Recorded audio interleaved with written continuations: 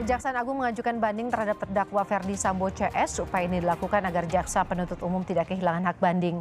Dalam keterangan tertulis yang disampaikan oleh Kepala Pusat Penerangan Hukum Kejagung, Ketut Sumedana, disebutkan bahwa upaya hukum banding diajukan agar jaksa penuntut umum tidak kehilangan hak untuk melakukan upaya hukum berikutnya. Kejaksaan Agung punya waktu 14 hari untuk mengajukan banding ke Pengadilan Tinggi Negeri Jakarta. Hakim memutuskan menghukum mati Ferdy Sambo 20 tahun penjara untuk Putri Chandrawati, 13 tahun penjara untuk Ricky Rizal, dan 15 tahun penjara untuk Kuat Maruf.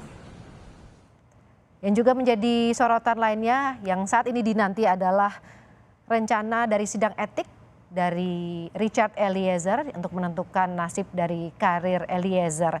Kita akan tanyakan dengan jurnalis Kompas TV Asri Gunawan yang ada saat ini posisinya di Mabes Polri Jakarta. Asri, rencananya sidang etik akan segera digelar. Kapan waktu untuk sidang etik ini akan dilakukan?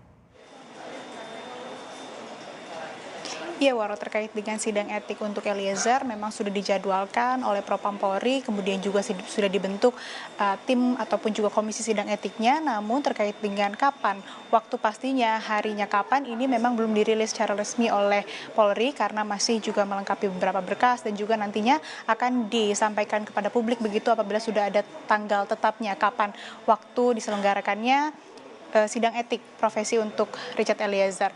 Nah, tapi yang sudah jelas disampaikan oleh Kadif Humas Polri, Irjen Didi Prasetyo, bahwa nantinya sidang etik ini dimungkinkan untuk digelar apabila Eliezer pun masih dalam masa tahanan begitu. Kemudian juga terkait apa yang akan dipertimbangkan oleh Komisi Sidang Etik, nantinya tentu ini salah satunya terkait dengan putusan Majelis Hakim Pengadilan Negeri Jakarta Selatan atas kasus pembunuhan berencana Brigadir Yosua. Seperti kita ketahui semua, Waro dan saudara, bahwa Eliezer ini divonis 1 tahun dan 6 bulan penjara, dan ini juga yang dimungkinkan akan dipertimbangkan oleh Komisi Sidang Etik Profesi Eliezer nantinya. Kemudian juga terkait penyematan justice kolaborator kepada Richard Eliezer. Dengan disematkannya justice kolaborator, artinya Eliezer di sini juga melakukan kerjasama begitu untuk mengungkap secara terang, secara jujur terkait dengan kasus pembunuhan berencana Brigadir Yosua. Selain itu, masa tahanan Eliezer yang hanya di 1 tahun 6 bulan ini juga bisa dipertimbangkan untuk Eliezer bisa kembali ke Polri begitu bertugas ataupun juga di Brimob sesuai dengan kemauan atau keinginan dari Eliezer.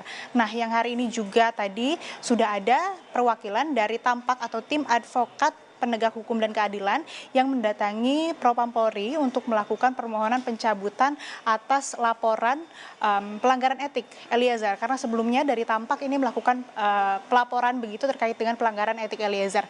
Apa yang kemudian dijadikan pertimbangan ataupun juga yang menyebabkan Tampak melakukan pencabutan atas laporan tersebut ini adalah karena pertama, Eliezer terbukti dan juga dianggap tidak memiliki niat untuk merampas nyawa Yosua dan juga terbukti bukan pelaku utama serta bekerja sama dalam mengungkap kasus ini melalui penyematannya sebagai justice kolaborator, sehingga dari Tampak sendiri juga berharap agar Eliezer bisa kembali bertugas begitu di Polri sehingga dilakukannya pencabutan laporan atas pelanggaran etik Eliezer.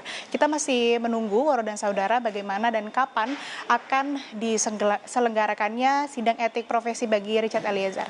Sementara demikian, Waro. Jurnalis Kompas TV Asri Gunawan melaporkan dari Mabes Polri Jakarta.